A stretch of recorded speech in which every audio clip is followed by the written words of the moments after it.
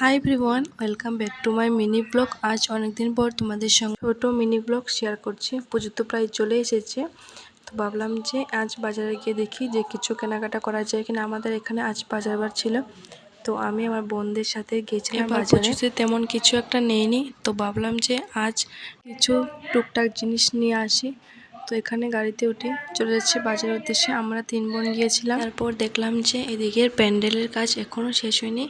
প্রায় আমাদের এখানে অনেকগুলি পূজা হয়, তো প্রায় দেখলাম যে প্যান্ডেলের কাজ এখনও শেষ হয়নি। আশা করি আজকের মধ্যে সব শেষ হয়ে যাবে, কেননা কাল তো ষষ্ঠী। তো বাজারের কাছাকাছি প্রায় চলে এসেছি। আজ বাজারে প্রচণ্ড ভিড় ছিল, কেননা এটা হচ্ছে শেষ বাজার দুর্গাপুজোর। তো প্রথমেই চলে গেছিলাম একটা চুড়ির দোকানে। সেখান থেকে আমার বোন দুটো লাল পলা নিয়েছে। তারপর চলে গেলাম কাপড়ের দোকানে। দেখলাম যে আজ অনেকগুলো দোকান বসেছে। সেখানে প্রথমে কিছু কুর্তি সেট দেখছিলাম, তো অনেকগুলো কুর্তি সেট দেখার পরও একটাও ভালো লাগেনি।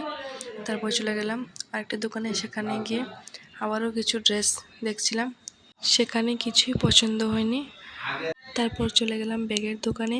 সেখানে অনেক খোঁজাখুঁজির পর আমার এই ছোট্ট কিউট ব্যাগটা পছন্দ হয়েছে। তো তোমরা কমেন্টে জানো এটা কেমন লাগছে। এই ব্যাগটা আমি নিয়েছি সেখান থেকে। তারপর এই ব্যাগটি দেখছিল আমার একটা বোনের মেয়ের জন্য। ব্যাগের কোয়ালিটিটা তেমন একটা ভালো ছিল না, সেই জন্য আমরা এই ব্যাগটা নিইনি। তারপর চলে গেলাম কসমেটিকের দোকানে।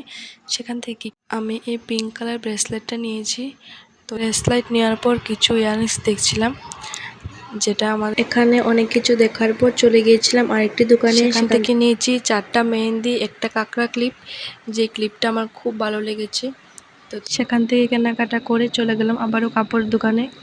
সেখান থেকে আমার স্যুট দিয়ে তার ছেলের জন্য নিয়েছে শার্ট আর জিন্সের প্যান্ট। আবার চলে গিয়েছিল কসমেটিকের দোকানে। সেখান থেকে নিয়েছিল এই চুড়িগুলি।